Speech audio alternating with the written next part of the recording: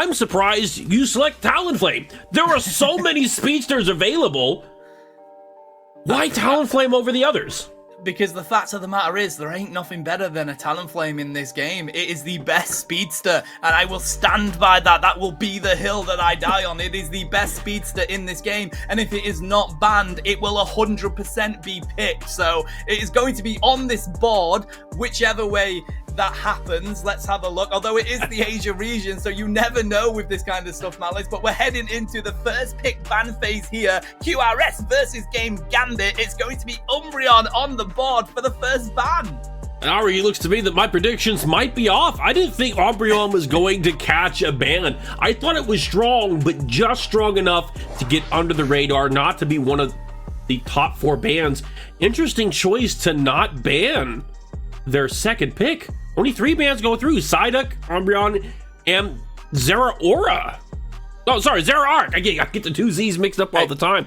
Not the speedster on my bingo book. Absol is a menace. Gengar is a menace, although people disagree with me. Zeraora is probably, in my estimation, the best speedster of the group. And Talonflame's been let through too.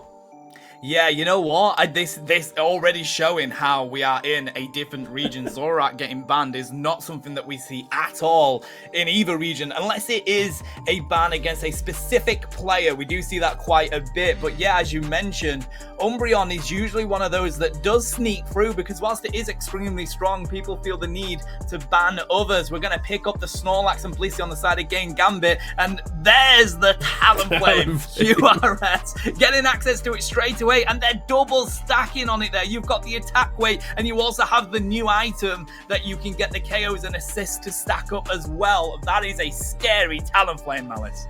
It's absolutely a scary Talonflame. He's able to stack. He will. Oh, wow. Speak of absolutely Absol coming in on Great Gambit. Maybe I should hold off on the puns here. But if you can get those stacks with the weight, it does get increased by the amplification of the band, which can be a very nasty combo. It's pretty conditional in my estimation, but on Talonflame, who can consistently get off their combination, it is a menace, and it does make it a particular threat to be regarded. Oh, I can't believe the comps we're building here, buddy. I mean, we've got Gyarados on the field for Game Gambit as well. I honestly feel like Gyarados is one of the most underused all-rounders and underrated all-rounders at the moment. It's very strong. It had recent buffs that meant Bounce was even better. Dragon Current is a great Unite move. It has the biggest power spike in Pokemon Unite as soon as you go from Little Fish to Big Fish. And Game Gambit are going to pair that with the Urshifu down there as well. I suspect it's going to be Red Bear, because they do need a little bit more secure, and you can rely on that. But again, they are coming up against these really quick maneuverable Pokemon on the other side of QRS, Malice. So a Blue Bear wouldn't actually go amiss into this comp. No, it would not. It actually give them more maneuverability throughout the team fight, which may help them deal with some of these slippery targets, such as Mewtwo, who can create space, and as well as the Hoopa, who's able to portal around and help their team speed up and reposition depending on the build that they go forward with. Something that is curious to me, I see Gyarados is not doing the popular Rocky Helmet build that got caught traction a few weeks ago. I don't remember exactly which tournament it was that we saw it, but it made an appearance, and then suddenly everybody everywhere was wanting to see Rocky Helmet. And now it's going to be Gyarados with the band and Gyarados with the attack weight.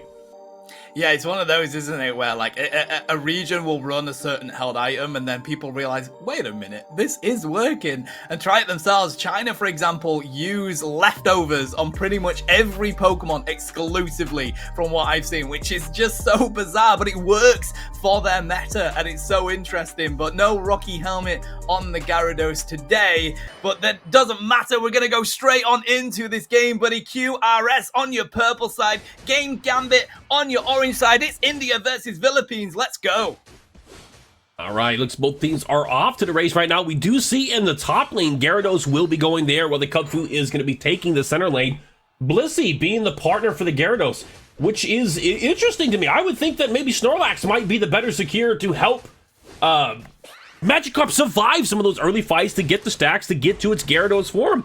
Appears not to be the case. Fight breaking on the bot lane. Snorlax doing is substantial amounts of damage to the Trevenant. Absol trying to finish off the kill, but not going to be able to do so. have to use that eject button to get themselves out, and now Mega Mewtwo Y is ready to come on field as soon as they hit level 5. Fletchinder coming into the basement lane as well, and I'm with you. I would have thought a Snorlax paired with the Magikarp would have allowed it to get some sort of assisted KO and get them on the field, but it seems like they want to provide the Absol with the assistance down here instead, and it was definitely needed. They don't get any KOs on the side of QRS, but the pressure was definitely on their side.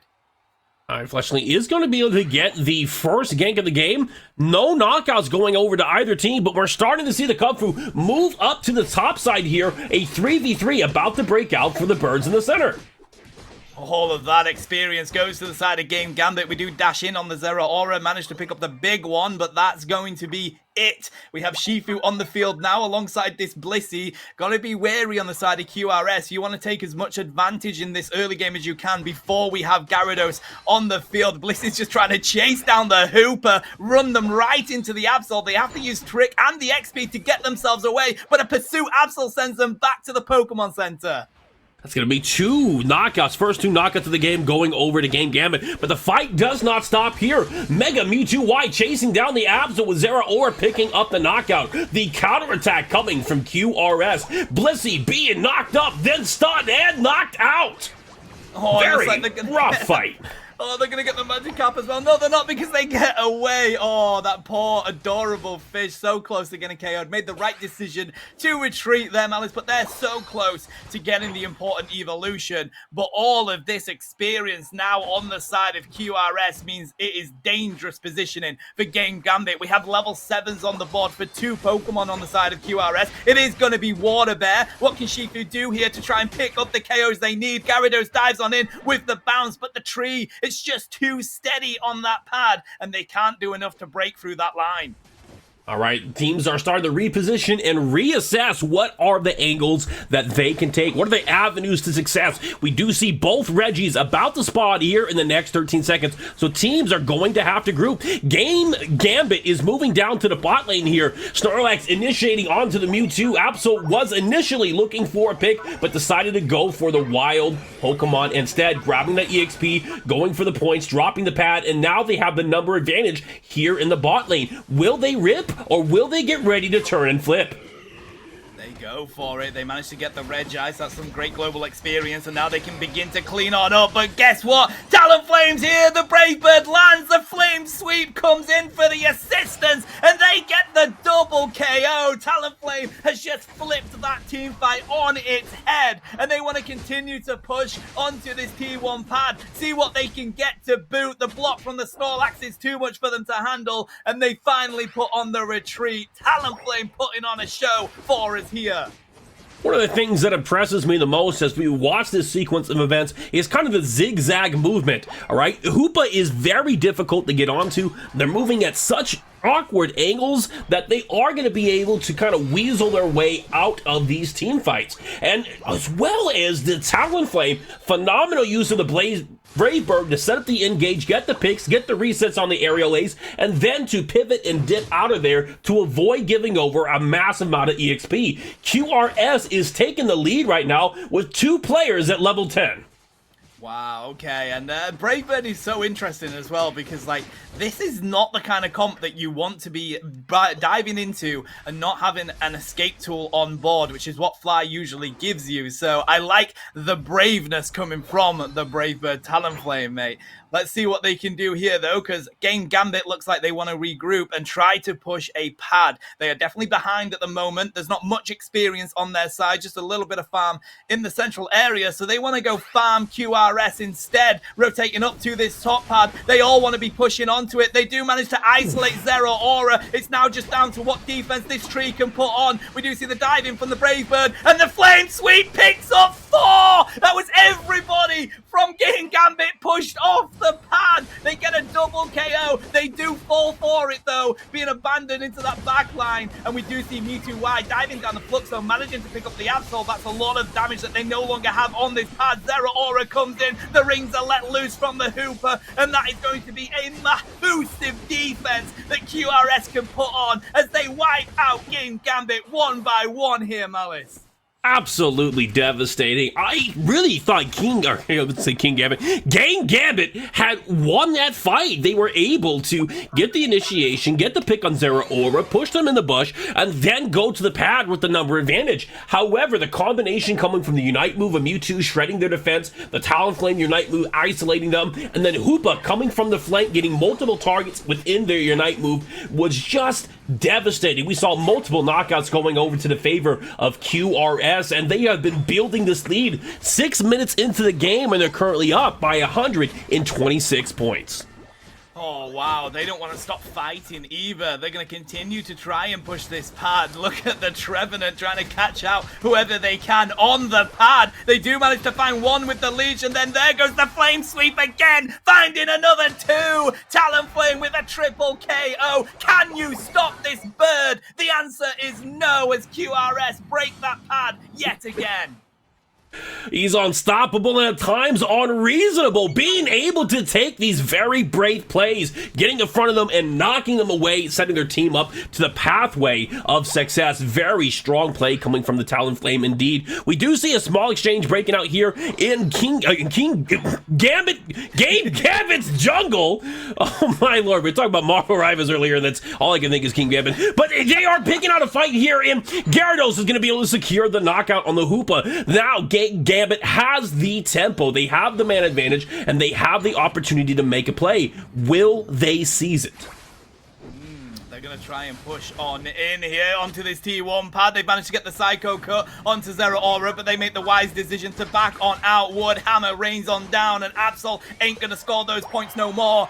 The Game Gambit looks like they're going to put on the retreat, which might be a smart decision because they are losing all of these team fights whenever they fight on a pad. The flank from Absol was on point, but they weren't able to get anyone in the back with the pursuit. They were spotted by Hoopa too quickly, and they go down 20 seconds from Rayquaza here. This is going to be the decisive moment. QRS in the position to seize this. They have a level 14 player, the Talonflame Speedster, in the position he wants to be. It is counterpart Absol, only level 12. Not going to have the evolved ability, going to be short on stacks, putting a massive strain on Game Gambit. Now, if they can get in at the right angle, get a combo off, they can still come back. There's not a lot of health, there's not a lot of bulk on the side of QRS, so it's really about getting the Wombo combo off correctly. Or going for the rip in that case. The rings are let loose from the side of the Hooper, trying to pull in the Talonflame. They do have the Brave Bird to try and get the secure. Who's going to get it? It's Zera Aura. QRS managed to connect with the objective. They take down the Green Dragon. They clean up the rest of Game Gambit in their face. Look at Talonflame looking to hunt down the Shifu. You ain't scoring points in my ball, buddy. There's the aerial ace. They're going to connect with the final KO. And that's going to be QRS taking this game home. Oh man, one of the things I appreciate, and perhaps a lot of our North American players can learn from, is the fluidity of the play coming from QRS. Many team fights that we see in our region tend to be these front-to-back styles, tend to be pretty textbook or pretty rigid, but QRS today showing a lot of movement, a lot of momentum, a lot of different angles and ways to split up the fight that gives their team the advantage, and it worked for them this game. They did phenomenal, up over 700 points with 50 seconds left in the game. Game Gambit does not have a way back in. They need to start thinking about their Game 2 strategy. Yeah, that they do. And I mean, looking on the board, right, Game Gambit managed to get both Regices coming into it, so they got those that global experience. But the difficulty is, as soon as you have speedsters get a power spike, as soon as they hit those extra levels and get that level advantage over you, you are in a bad situation. And the fact that it's not only Zera Aura that did that, but also Talonflame Malice just means that was way too big of a mountain for Game Gambit to climb, because you also had the Mewtwo dropping ridiculous amounts of damage in the backline, and you just couldn't break through the Trevenant either. Pushing people into the Brave Bird with the Horn Leech, by the way, is what I witnessed a few times from that Trevenant. Great play from QRS, and Game Gambit were on the back foot for the majority of that game. That they were. To make matters worse, Mewtwo's Y Unite move cuts the armor down. I don't remember if it's flat or if it's a percentage, but it is a substantial amount. And against these speedsters who have flat armor pen, it gets close to true damage after being hit by the Mewtwo Unite move, a substantial amount of damage. And if that wasn't bad enough, the game has been amplified by the inclusion of these banned items. Every new knockout is more stacks, more percentage, more attack for the speedsters to continue to wreak havoc in this game. I will say though, in Game Gambit's defense, they got unlucky with the types of Regis that spawned. Perhaps if they were able to get some more defense or more attack from a Regirock or a Registeel, those middle fights might have gone better, giving them an EXP advantage. But that is part of the game. You have to adapt, and adapt they will need to do for Game 2. Yeah, I gotta say, I feel like, nearly doing true damage on the side of a Brave Bird Talonflame is terrifying. It's so much damage. That is ridiculously terrifying. So, great play by both teams. But we're gonna have to see.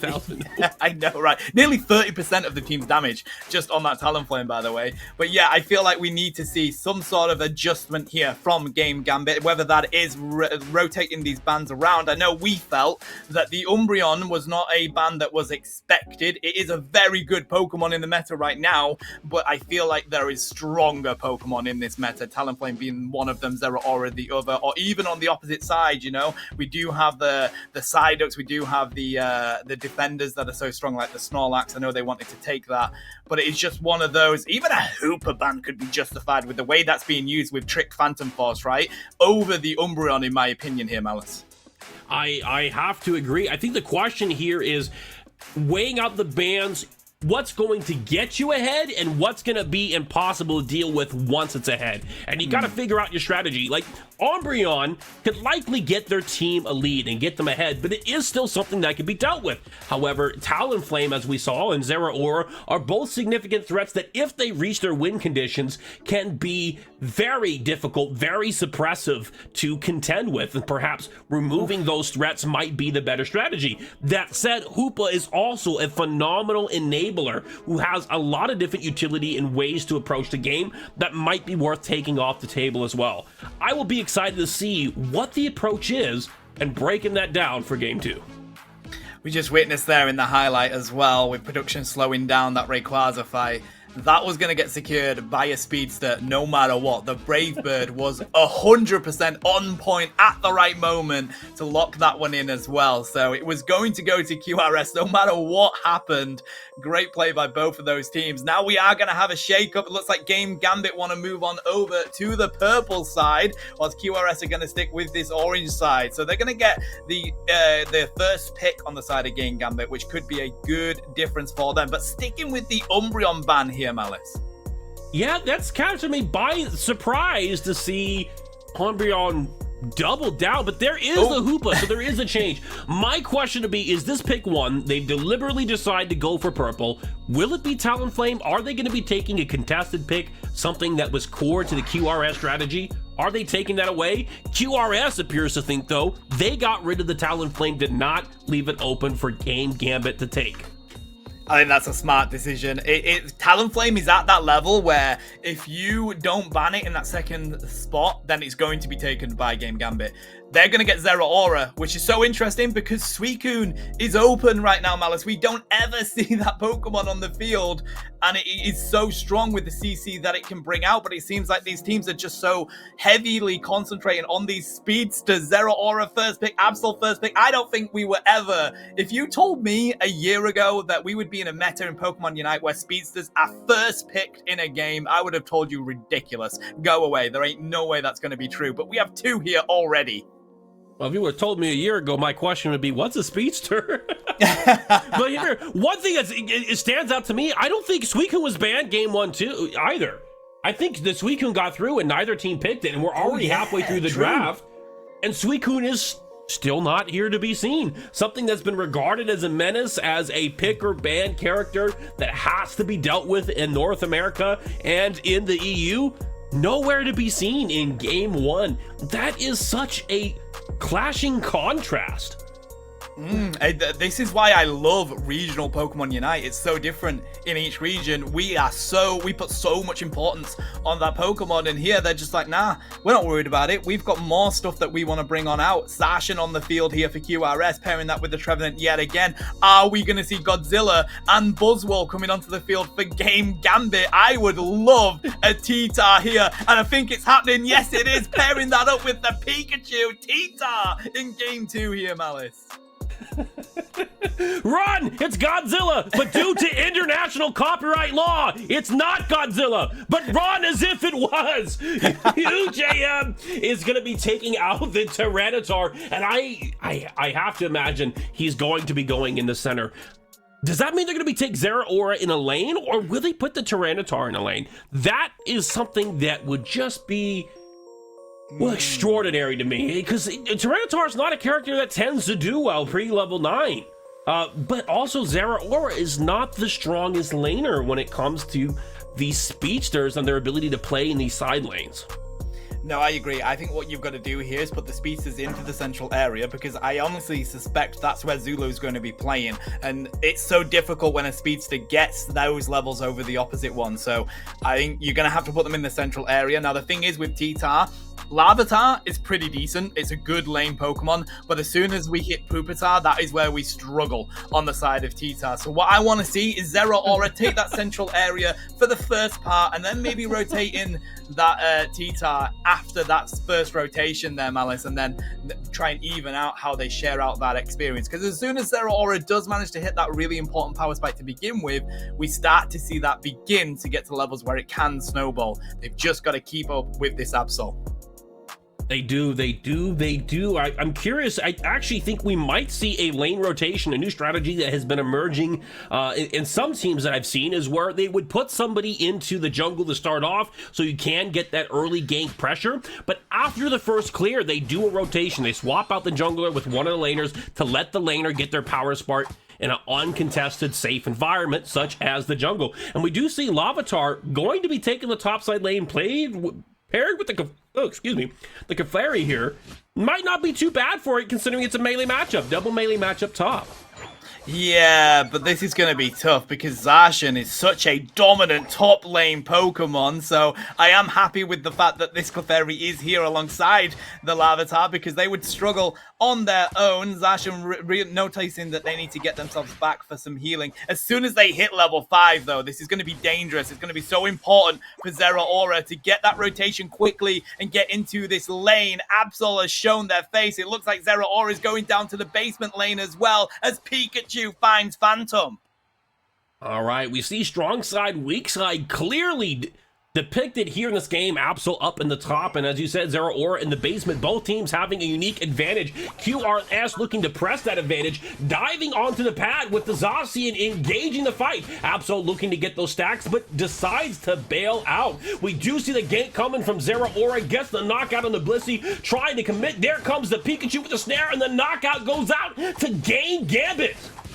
Wow, the rotation, the Cabbie-chan's rotation from Game Gambit there. 4 people coming up to the top lane meant that Absol had to run away. So did Zacian. We dive on in. There comes the Sacred Sword. They're not able to find the KO, though. They do on the opposite side. So now we're going to push here. Let's see what QRS can find. They do manage to find Zeraora. They want more. It's going to be a Night Slash on the side of this Absol. See if they can rein in the 20 dunks, and yes, they can. 61 on the board for QRS here, but more importantly, they've managed to stop this Larvitar from getting their first Evo stage.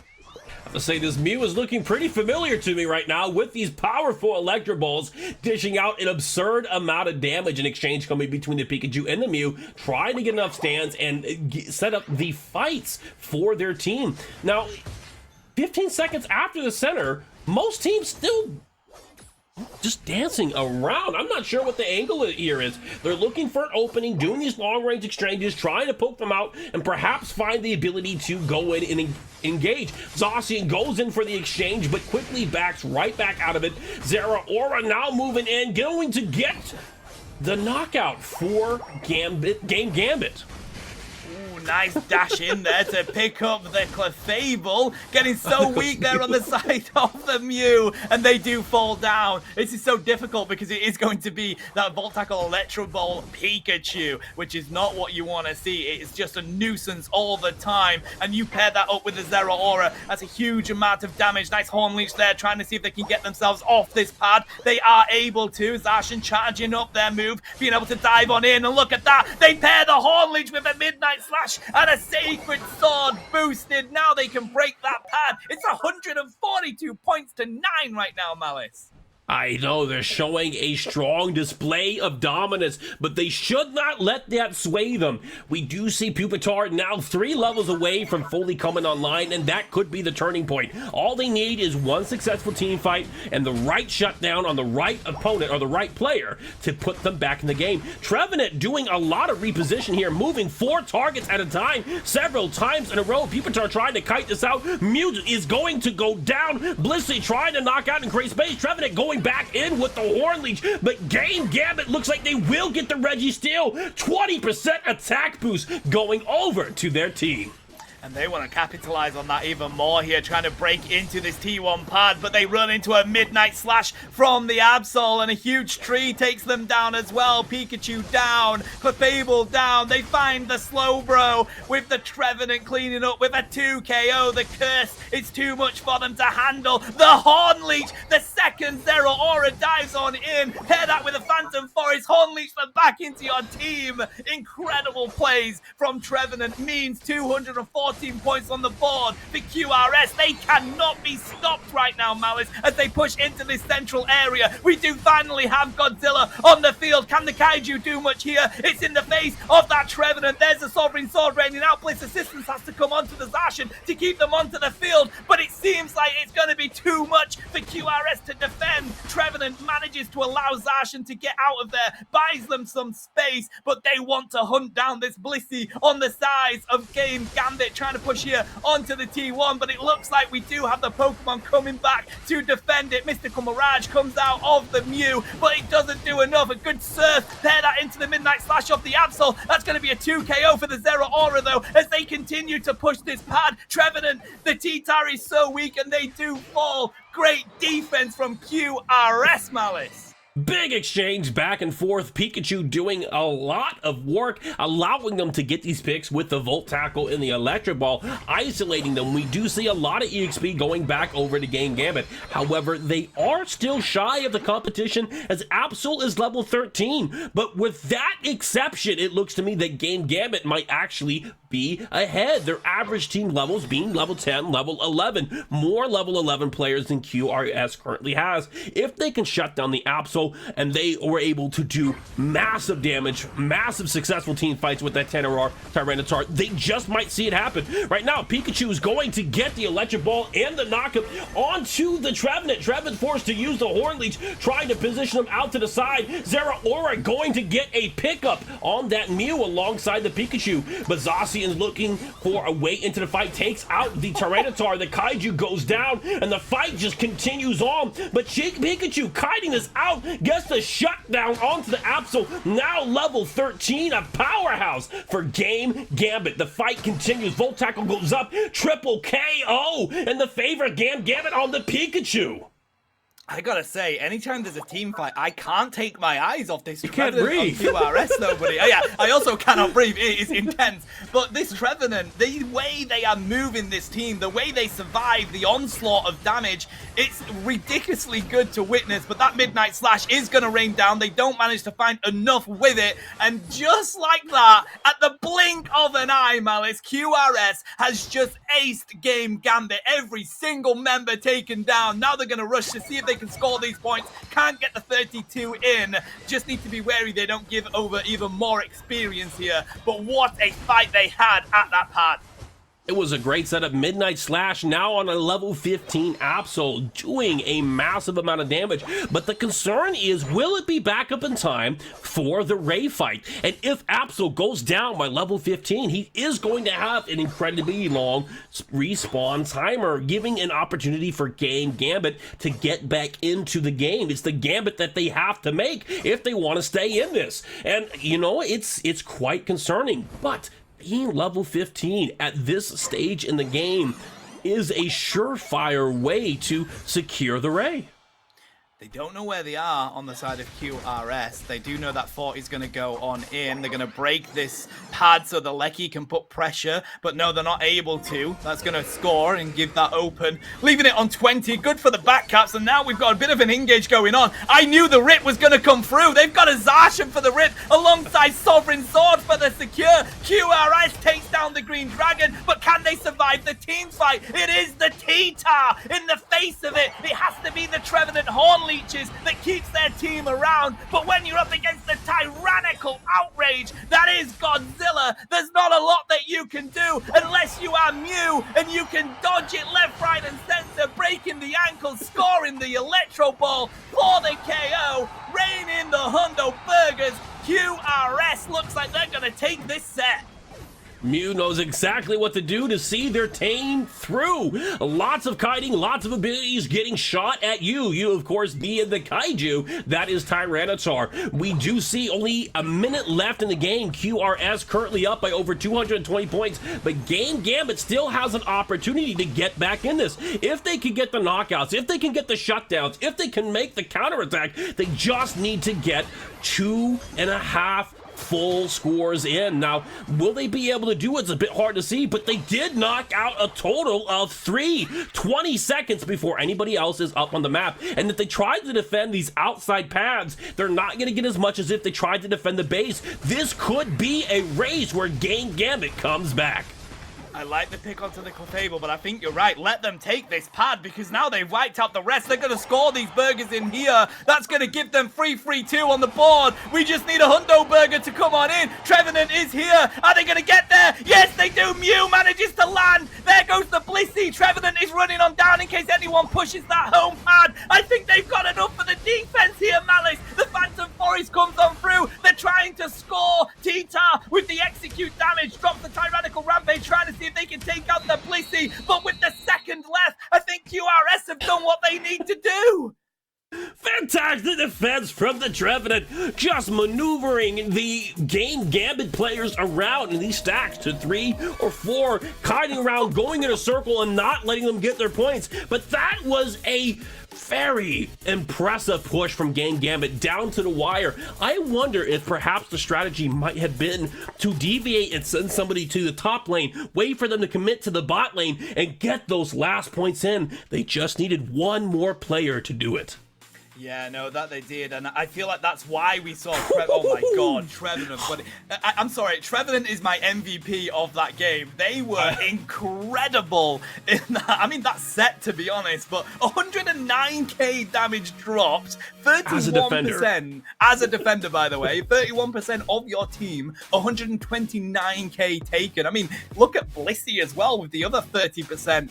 That was incredible play from QRS. They really, I mean, that little bit at that end there, though, Malice, was getting a bit on their weary side. Trying to defend that T1 pad was an interesting decision. I feel like you'd have been better using your Unite moves to defend the T2, but luckily they had the Pokemon back that were needed to defend it. That was an exciting set, and that is just round 1 of this Unity Clash Season 9. I have to ask you, from this set, what are some of the observations that you made that you would hope maybe players in your region would take from this and take back with you? The synergy of moves. I love witnessing the way that they were using Trevenant to push people into the Brave Bird, the way that Gambit were using the Zero Aura, pairing that with the Pikachu for ridiculous amounts of burst damage and stun as well. That's the kind of synergy that I like to see. I want to see people, especially in solo queue, in my region, recognizing, okay, they're playing that Pokemon, I'm going to play this one because I can do that to enable them to get the KOs. I want to see more of that, because what I'm seeing here is Asia do it really well. Yeah, they are. It's a resource I've been looking for myself as a coach. What are some of these synergies? What are some of these matchups? And there's not something there. So if there are any coaches in chat right now looking to learn from this for their teams, bring out your notebooks and write down these combinations. QRS is absolutely cooking.